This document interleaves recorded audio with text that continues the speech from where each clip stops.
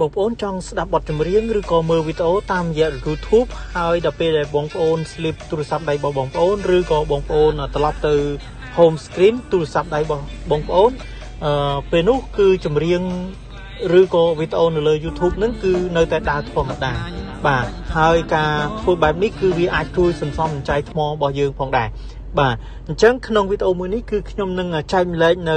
app 2សម្រាប់បងប្អូនធ្វើការតម្លើងនៅលើទូរស័ព្ទដៃរបស់បងប្អូនបាទមុននឹងចូលដល់ការបង្ហាញរបស់ខ្ញុំសូមបងប្អូនទាំងអស់គ្នាជួយចុច like ជួយ follow page ក៏ដូចជាជួយចុច subscribe លើ channel YouTube ដើម្បីទទួលបាននូវវីដេអូថ្មីៗជាបន្តទៀតបាទអញ្ចឹងខ្ញុំចូលទៅបង្ហាញនៅ app ទាំងអស់នោះតែម្ដងបាទអញ្ចឹងបងប្អូនចូលទៅក្នុង Play Store ឬក៏ App Store បាទអញ្ចឹងខ្ញុំនៅលើទូរស័ព្ទដៃ iPhone ខ្ញុំចូលទៅ App Storeពេលដែលបងប្អូនចូលមកដល់ App Store ហើយបងប្អូនចូលទៅកន្លែង search ហើយបងប្អូនវាយពាក្យថា Video Live រួចហើយបងប្អូនចុច search មកបាទបន្ទាប់មកនេះបងប្អូនឃើញនេះ logo បែបនេះមកបងប្អូនចុច download មកបាទអញ្ចឹងខ្ញុំចុច download វាមួយបាទនេះគឺ app ទី1បាទចំពោះ app ទី2 app ទី2បងប្អូនចូលទៅវាយ search រកពាក្យ Video Master បាទ Video Master រួចហើយបងប្អូនចុច search មកបាទនេះបងប្អូនឃើញរូប logo បែបនេះបងប្អូនចុចមកបាទហើយ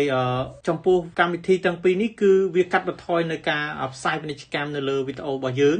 ដែលយើងកំពុងមើលបាទអញ្ចឹងវាផ្សាយពាណិជ្ជកម្មតែដំបូងទេបាទរួចហើយពេលយើងដំណើរការបទចម្រៀងឬក៏វីដេអូអីគឺវាអត់មានផ្សាយពាណិជ្ជកម្មនៅកណ្ដាលវីដេអូរបស់យើងទេបាទអញ្ចឹងបងប្អូនអាចទាញយក app មួយណាក៏បានដែរពីនេះហើយសូមបញ្ជាក់ app មួយនេះគឺយើងអាច download វីដេអូបានទៀតបាទអញ្ចឹងយើងអាចចុច download មកបាទអញ្ចឹងគឺខ្ញុំបាន download បានហើយ app 2ហ្នឹងបាទនេះមួយនេះណា Video Master ហើយមួយទៀតបាទនេះមួយទៀតគឺ Video Live បាទអញ្ចឹងខ្ញុំចូលទៅ Video Live មុនបាទពេលដែលបងប្អូនចូលមកដល់ Video Live ដំបូងគឺវាចេញបែបនេះបងប្អូនចុចសញ្ញាព្រួយខាងលើនេះមកបាទចុចសញ្ញាព្រួយហ្នឹងបាទ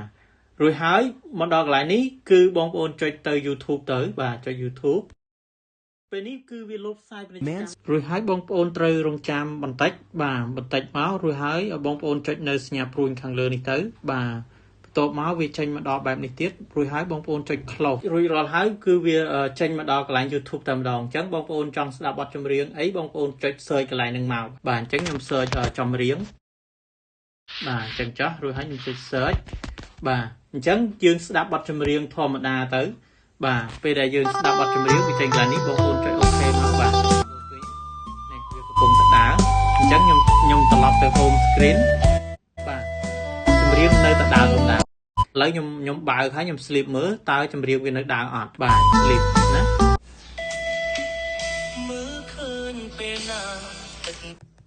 នេះបងប្អូនឃើញទេពេលដែលយើង sleep គឺបទចម្រៀងរបស់យើងគឺនៅដើរធម្មតាអញ្ចឹងបងប្អូនគាត់នឹងចុច play ទៅគឺវានៅដើរធម្មតាទេអញ្ចឹងពេលដែលទូរស័ព្ទដៃរបស់យើង sleep ទៅគឺចម្រៀងហ្នឹងគឺវានៅដើរធម្មតាទេបាទចំពោះ app ទី2បងប្អូនចូលទៅ master នឹងមកបាទរួចហើយមកដល់កន្លែងនេះបងប្អូនចុច continue នេះមកបាទពេលនេះយើងចុច allow មួយទៀតបាទរួចហើយវាមកដល់កន្លែងហ្នឹងដូចគ្នាបងប្អូនគ្រាន់តែចុចsearch យកបទចម្រៀងឬក៏វីដេអូណាមួយមកបាទចុច search ចឹងមករួចហើយយើងចង់ស្ដាប់បទចម្រៀងណាយើងស្ដាប់អានោះមក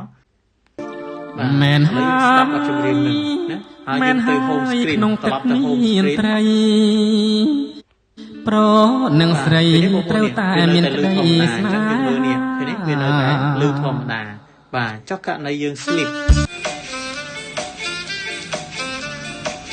បាទអញ្ចឹងចម្រៀងរបស់យើងគឺនៅដើរធម្មតាហើយក៏វាអត់មានលោតពាណិជ្ជកម្មនៅកណ្ដាលវីដេអូរបស់យើងដែរ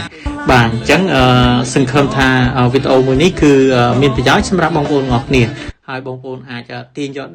app មួយណាក៏បានដែរប៉ុន្តែខ្ញុំ recommend បងប្អូនយក app មួយនេះវិញវាល្អជាងពីព្រោះវាអាច download នៅវីដេអូបានបាទអញ្ចឹងវីដេអូថ្ងៃនេះគឺមានតែប៉ុណ្ណេះសម្រាប់ចែកម្លែកទៅដល់បងប្អូនទាំងអស់គ្នាបាទជួបគ្នានៅវីដេអូក្រោយបាយបាយ